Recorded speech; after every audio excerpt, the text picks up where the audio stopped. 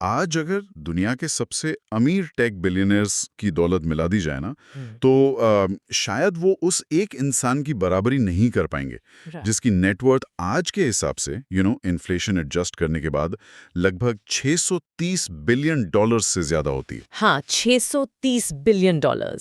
ये फिगर सच में दिमाग हिला देने वाला है।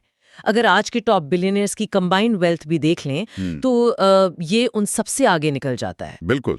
और सबसे हैरान करने वाली बात यहाँ सिर्फ ये पैसा नहीं है, बल्कि इस इंसान की लाइफ का जो पैराडॉक्स है वो है। तो आज के इस डीप डाइव में, जहां हमारे पास हिस्टोरिकल आर्टिकल्स हैं, बुक्स के एक्सर्प्स हैं और कुछ एक्चुअल लीगल डॉक्यूमेंट्स भी हैं, हम जॉन डी रॉकफेलर के कैरेक्टर का विश्लेषण करने वाले हैं। राइट, एक ऐसी कॉम्प्लेक्स पर्सनालिटी जिसे एक वक्त पर दुनिया का सबसे रूथलेस और सबसे खतरनाक मोनोपोलिस्ट माना गया था, और वही इंसान आगे चलकर हिस्ट्री का सबसे बड़ा फिलैंथ्रोपिस्ट भी बना। यही इस डीप डाइव का मेन मिशन है आज। एक ऐसा सिस्टम समझना जहां मॉडर्न कैपिटलिज्म का सबसे एग्रेसिव फॉर्म और दूसरी तरफ साइंटिफिक चैरिटी का फाउंडेशन, दोनों एक ही इंसान ने बनाया। हाँ, दोनों चीजें एकदम ऑपोजिट लगती है, पर इनका कॉम्बिनेशन ही रॉकफेलर की असली कहानी है। तो इसको शुरू से अनपैक करते हैं। एक इंसान इतना कैलकुलेटेड, इतना वेल्थ ड्रिवन और सक्सेसफुल आखिर बनता कैसे? जाहिर है फाउंडेशन तो बचपन में ही रखी गई होगी, राइट? बिल्कुल। और उनके बचपन की इन्फ्लुएंसेस ना किसी ड्रामेटिक मूवी से कम नहीं है। जॉन डी रॉकफेलर का जन्म 1839 में अपस्टेट न्यूयॉर्क में हुआ था। उनकी पर्सनालिटी का पूरा नतीजा उनके पेरेंट्स के दो बिल्कुल कॉन्ट्रास्टिंग कैरेक्टर्स का मिक्स था। एक तरफ थे उनके पिता विलियम एवरी रॉकफेलर, जो एक ट्रैवलिंग स्नेक ऑयल सेल्समैन थे। वेट, स्नेक ऑयल सेल्समैन मतलब वही लोग जो घूम घूम कर नकली दवाइयां बेचते थे सड़कों पर? हाँ, एग्जैक्टली। वो एक तरह के कॉन आर्टिस्ट थे, घर पर बहुत कम रहते थे, हमेशा नई स्कीम्स बनाते थे लोगों को बेवकूफ बनाने के। और उनका अपने बच्चों के साथ जो डायनामिक था वो तो और भी शॉकिंग था। शॉकिंग कैसे? उन्होंने एक बार एक्सप्लिसिटली कहा था कि वो अपने बेटों के साथ ट्रेड करते हैं और कोशिश करते हैं कि उन्हें हर बार चीट करें। क्यों? ताकि उनके बेटे शार्प बने। ये डिटेल मैंने भी सोर्सेज में पढ़ी और सच में मुझे झटका लगा। एक पिता अपने ही बेटे को चीट कर रहा है। उसका एक स्पेसिफिक एग्जाम्पल भी था, जहां विलियम ने अपने बेटे जॉन को $1000 का लोन दिया था और उस पे 10% इंटरेस्ट चार्ज किया। हाँ, अपने ही बच्चे से ब्याज वसूल कर रहे थे वो। ये कोई नॉर्मल पेरेंटिंग थोड़ी है, ये तो एक extreme survival of the fitness की ट्रेनिंग लगती है मुझे। वही तो पॉइंट था ना, वो उसे स्ट्रीट स्मार्ट सिखा रहे थे। पर अब इस पिक्चर का दूसरा हिस्सा देखिए। उनकी माँ एलाइजा बिल्कुल ऑपोजिट थी। जब पिता गायब रहते थे और घर पर पैसे नहीं भेजते थे, तो एलाइजा ही घर चलाती थी। अच्छा। वो एक बहुत ही स्ट्रिक्ट, डिसिप्लिन्ड और डीपली रिलीजियस औरत थीं। उन्होंने ही रॉकफेलर को एक फंडामेंटल मंत्र सिखाया था, वर्क, सेव एंड गिव, यानी मेहनत करो, बचत करो और दान करो। तो दिमाग में एक तरफ से कनिंग बिजनेस टैक्टिक्स, डिसेप्शन और श्रूडनेस फीड हो रही है, और दूसरी तरफ से डीप रिलीजियस एथिक्स, फ्रूगालिटी और चैरिटी। ये तो बिल्कुल आग और पानी को एक ही बर्तन में रखने जैसी बात हो गई। और इस आग और पानी के कॉम्बिनेशन का सबसे पहला बड़ा नतीजा एक इंसिडेंट में दिखता है, जिसे उनके बचपन का सबसे बड़ा आहा मोमेंट माना जाता है। यंग रॉकफेलर एक बार दूसरों के खेतों में आलू खोदने का फिजिकल काम कर रहे थे, जो कि वैसे ही बहुत बैक ब्रेकिंग मेहनत होती है। सही कहा। कड़ी धूप में मिट्टी में हाथ डालकर काम करने के उन्हें दिन के लगभग 35-37 सेंट्स मिलते थे बस। पर उसी दौरान उन्होंने एक लोकल किसान को $50 का लोन दिया हुआ था। साल के आखिर में उन्हें उस लोन पर 7% के हिसाब से $3.50 का इंटरेस्ट मिला। Oh wow! उन्होंने बैठे बैठे कैलकुलेट किया, ये $3.5 कमाने के लिए उन्हें लगभग 10 दिन तक उस कड़ी धूप में आलू खोदने पड़ते। पर इंटरेस्ट का ये पैसा उन्हें बिना किसी फिजिकल मेहनत के सिर्फ अपने कैपिटल की वजह से मिल गया। और यहाँ से उनका वो लाइफ लॉन्ग रूल बना होगा, राइट, कि पैसों को अपना नौकर बनाओ, खुद पैसों के गुलाम मत बनो। ये रियलाइजेशन बहुत पावरफुल है। उन्हें मैथमेटिकली समझ आ गया था कि फिजिकल लेबर की एक लिमिट होती है, पर कैपिटल खुद और कैपिटल जनरेट कर सकता है 24 घंटे बिना थके। एग्जैक्टली। उन्होंने इस पैराडॉक्स को अपने अंदर पूरी तरह से इंटरनलाइज कर लिया था। उन्हें लगता था कि वेल्थ कमाना उनकी एक रिलीजियस ड्यूटी है। उनका मानना था, God give me money. Right. इसलिए उनके दिमाग में एक कॉन मैन जैसी श्रूडनेस से पैसा कमाना और एक सेंट की तरह उसे दान करना, दोनों ही भगवान की मर्जी थी। ये साइकोलॉजिकल माइंडसेट क्लियर होने के बाद ही हम समझ सकते हैं कि आगे चलकर ऑयल इंडस्ट्री में उन्होंने क्या-क्या किया। 1863 में उन्होंने ऑयल रिफाइनिंग बिजनेस में एंटर किया। पर यहाँ एक टेक्निकल पॉइंट है जो समझना जरूरी है।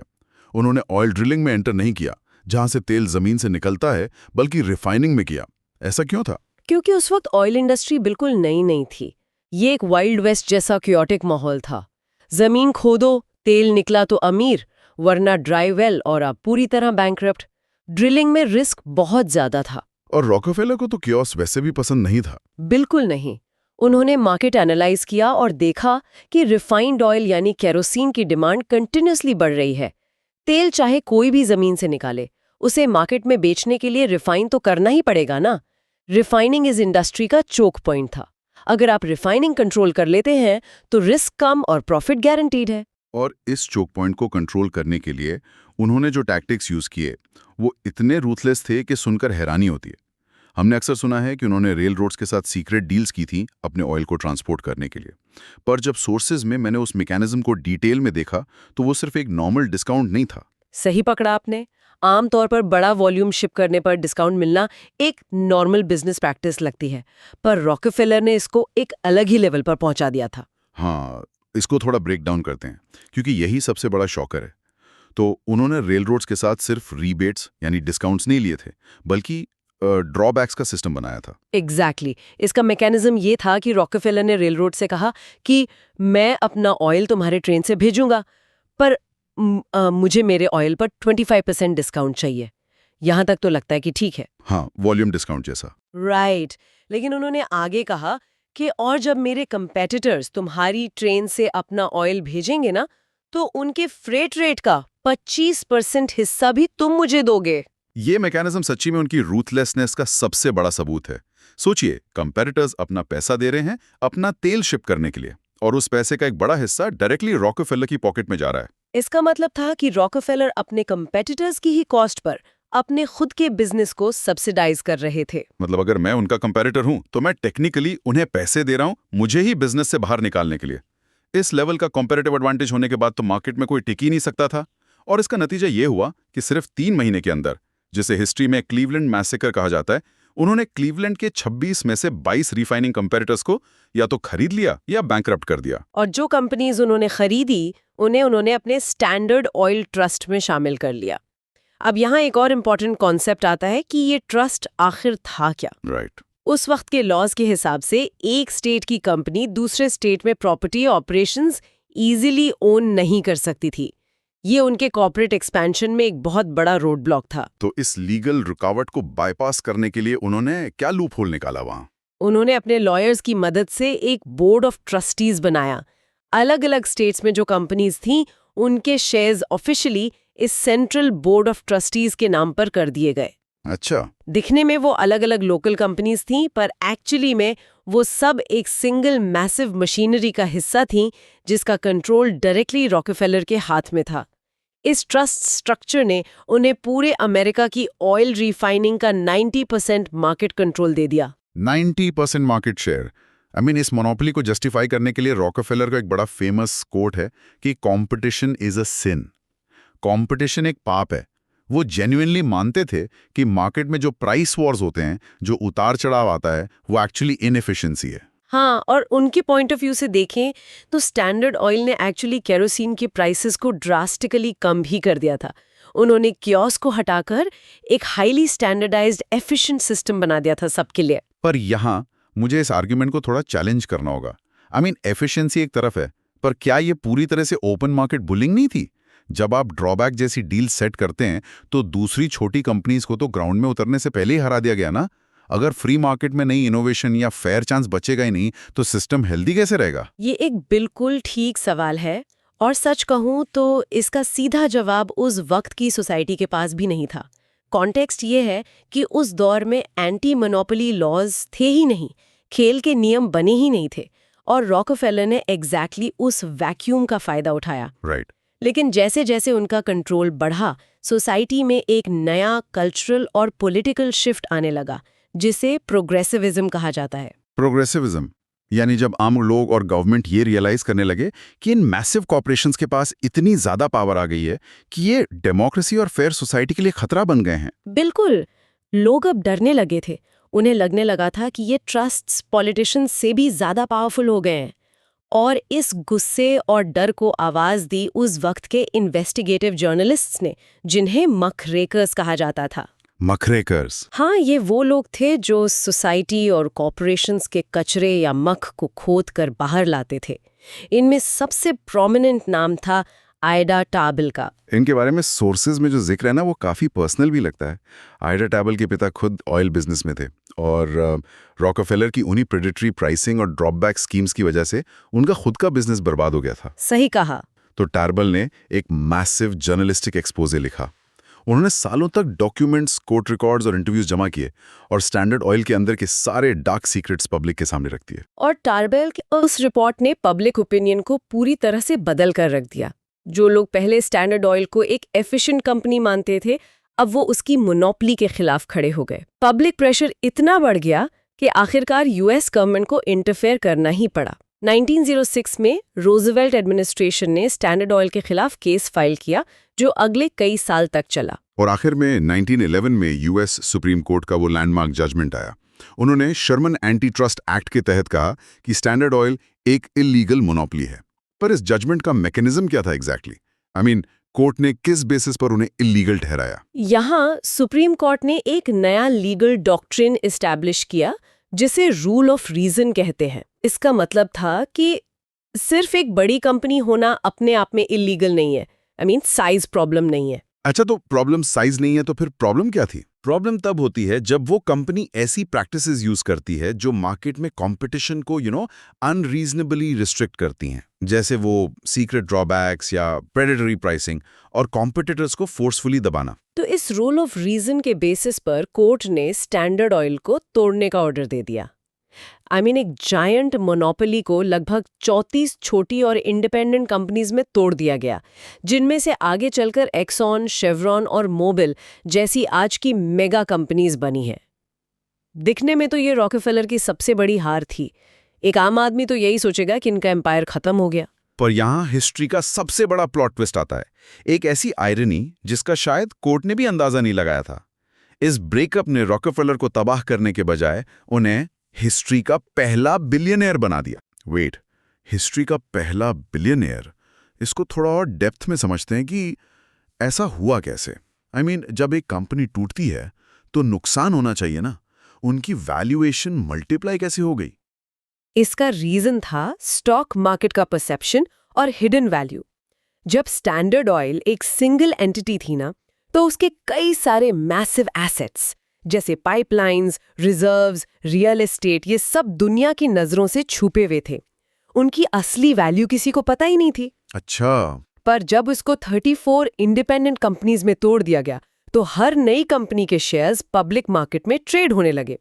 वॉल स्ट्रीट ने जब इन 34 कंपनीज की एक्चुअल बैलेंस शीट्स देखी, तो उन्हें रियलाइज हुआ कि स्टैंडर्ड ऑयल के अंदर कितनी सारी दौलत छुपी हुई थी। ओह, आई सी। ये तो बिल्कुल वही मिथोलॉजिकल हाइड्रा मॉन्स्टर वाला एग्जाम्पल हो गया ना। हर्क्यूलिस ने मॉन्स्टर का एक सर काटा और उस एक कटे हुए सर की जगह से 34 नए और ज्यादा ताकतवर सर निकल आए। एग्जैक्टली। हर नई कंपनी की वैल्यू इतनी बढ़ी कि उन सबका टोटल ओरिजिनल स्टैंडर्ड ऑयल की वैल्यू से कई गुना ज्यादा हो गया।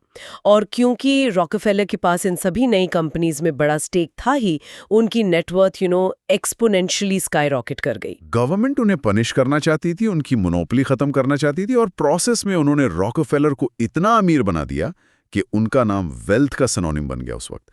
लेकिन इस केस ने आगे आने वाली सदियों के लिए एक फ्रेमवर्क जरूर सेट कर दिया कि गवर्नमेंट के पास पावर है फ्री मार्केट में ऑर्डर मेंटेन करने की। बिल्कुल। अब यहां आते हैं हम इस कैरेक्टर के दूसरे सबसे कॉम्प्लेक्स हिस्से पर। एक तरफ लोग उन्हें विलन समझ रहे थे, कोर्ट केसेस चल रहे थे और उनकी वेल्थ मल्टीप्लाई हो रही थी, पर बैकग्राउंड में ये इंसान चैरिटी को वही स्केल और एफिशिएंसी दे रहा था जो उसने कभी ऑयल इंडस्ट्री को दी थी। होलसेल फिलैंथ्रोपी कहते हैं। उन्होंने प्रैक्टिकली फिलैंथ्रोपी को एक नया ही रूप दे दिया था। रॉकफेलर्स का अप्रोच रिटेल गिविंग से बिल्कुल अलग था।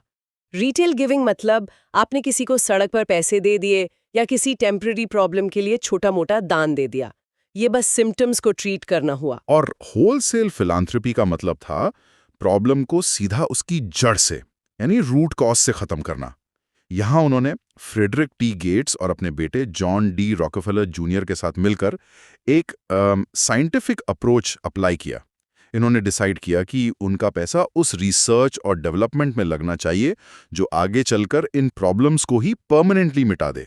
इसका एक बहुत ही पावरफुल एग्जाम्पल हमें सोर्सेज में मिलता है, हुकवर्म एरेडिकेशन।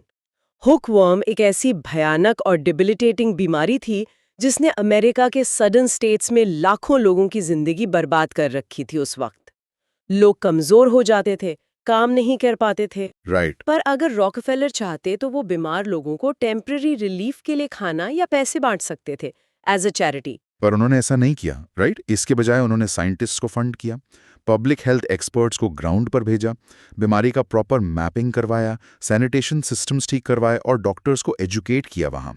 रिजल्ट ये हुआ कि उस बीमारी का रूट कॉज ही लगभग इरेडिकेट हो गया। हाँ, एक तरीके से देखा जाए तो ये फिलैंथ्रोपिक अप्रोच आज के वेंचर कैपिटल फर्म्स जैसा लगता है मुझे, जहां पे आप एक परमानेंट सॉल्यूशन स्केल करने के लिए मैसिव फंडिंग डालते हैं। सही कहा।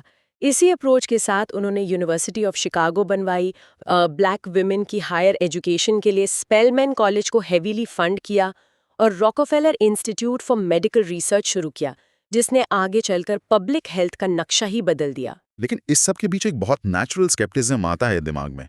जब आप पर पूरी दुनिया के सामने हिस्ट्री का सबसे बड़ा एंटी ट्रस्ट केस चल रहा हो, न्यूज़पेपर्स आपको एक रूथलेस कैपिटलिस्ट डाकू बता रहे हों, तो क्या ये इतनी बड़ी स्केल पर चैरिटी करना सिर्फ अपनी पब्लिक इमेज बचाने का एक कैलकुलेटेड पीआर स्टंट नहीं था? आई मीन गिल्ट मनी कह लीजिए या डैमेज कंट्रोल। ये स्केप्टिसिज्म बहुत वैलिड है और आमतौर पर लोग यही सोचते हैं। लेकिन जब हिस्टोरिकल रिकॉर्ड्स और फाइनेंशियल डेटा को डीपली एनालाइज किया जाता है ना, तो ये थ्योरी टिक नहीं पाती। हमें सोर्सेज में लेजर ए नाम की एक छोटी डायरी का रेफरेंस मिलता है। लेजर ए, ये डायरी कब की थी? का काम करते थे। उनकी सैलरी महीने की सिर्फ $6 थी उस वक्त। उस डायरी के हिसाब से उस $6 की आमदनी में से भी वो लगभग 6% दान करते थे अपनी लोकल चर्च और गरीबों को। और जैसे जैसे उनकी इनकम बढ़ी, ये परसेंटेज बढ़कर 10% हो गया। मतलब जब उनके पास बचाने के लिए कोई पब्लिक इमेज थी ही नहीं, जब उन्हें कोई जानता तक नहीं था, बिल्कुल, तब से वो अपनी इनकम का एक फिक्स्ड हिस्सा कंसिस्टेंटली दान कर रहे थे। बिल्कुल। ये कोई इमेज मैनेजमेंट नहीं था, ये सीधा उनकी रिलीजियस अपब्रिंगिंग से जुड़ा था। उनकी माँ की सीख और जॉन वेस्ली का principle, gain all you can, save all you can and give all you can, वो लिटरली इस थ्योरी पर जिए हैं। वाह। जब उनकी वेल्थ हंड्रेड्स ऑफ मिलियंस और बिलियंस में पहुंची तो उनका चैरिटी का स्केल वैसा हो गया, पर उनकी इंटेंशन और आदत वही टीनेज ईयर्स वाली ही थी। उन्हें सच में लगता था कि उनके पास जो रिसोर्सेज हैं वो दुनिया को ठीक करने के लिए ही हैं। तो इस पूरे सफर को जब हम एक साथ देखते हैं तो उस एक्सरे वाली बात पर वापस आते हैं जो हम आम तौर पर हिस्ट्री के फिगर्स पर लगाना चाहते हैं। जॉन डी रॉकफेलर किसी एक क्लियर कैटेगरी में फिट होते ही नहीं है। उन्होंने दो एक्सट्रीम्स को जिया है सच में। एक एक्सट्रीम पर उन्होंने कॉर्पोरेट रूथलेसनेस की ऐसी लिमिट क्रॉस की जिसके कारण आज अमेरिका और दुनिया भर में एंटी ट्रस्ट लॉज और मोनोपोली रेगुलेशंस एग्जिस्ट करते हैं। उन्होंने कैपिटलिस्ट सिस्टम को इतना स्ट्रेच किया कि सोसाइटी को उसको कंट्रोल करने के लिए नए रूल्स बनाने पड़े। उनके अग्रेसिव टैक्टिक्स के बिना शायद मॉडर्न बिजनेस लॉ ऐसा कभी नहीं होता जैसा आज है। तो ठीक उसी तरह दूसरे एक्सट्रीम पर उन्होंने मॉडर्न फिलैंथ्रोपी का पूरा ब्लूप्रिंट बनाया। आज हम जिन ग्लोबल फाउंडेशंस को देखते हैं जो बीमारियां खत्म करने और एजुकेशन पर बिलियंस खर्च करते हैं, उन सब का सीधा ओरिजिन रॉकफेलर के अप्रोच से आता है। ना वो प्योर हीरो हैं ना प्योर विलन। वो एक ऐसी कॉम्प्लेक्स फोर्स थे जिसने मॉडर्न इकोनॉमी और मॉडर्न चैरिटी दोनों का धर्म ही तय कर दिया। और उनका इम्पैक्ट इतना डीप है ना कि हम आज भी उन्हीं के बनाए हुए बिजनेस और चैरिटेबल स्ट्रक्चर्स के अंदर ऑपरेट कर रहे हैं। तो आज के सुनने वालों के लिए एक आखिरी सवाल है। आज जब हम न्यूज़ में बड़ी टेक मोनोपोलीज को तोड़ने की बातें सुनते हैं, डेटा कंट्रोल पर डिबेट्स देखते हैं, राइट, और फिर उन्हीं पेटूनिलियनियर्स को अपने मैसिव चैरिटेबल ट्रस्ट्स चलाते और ग्लोबल हेल्थ फिक्स करते हुए देखते हैं, तो क्या आज की पूरी दुनिया और आज के बिलियनियर्स उस एक इंसान के 100 साल पुराने ब्लूप्रिंट की ही एग्जैक्ट कॉपी नहीं कर रहे हैं? इस बारे में जरूर सोचिए और अगर आपको ये डीप डाइव पसंद आया हो तो लाइक करें, सब्सक्राइब करें और शेयर करें। मिलते हैं नेक्स्ट डीप डाइव में।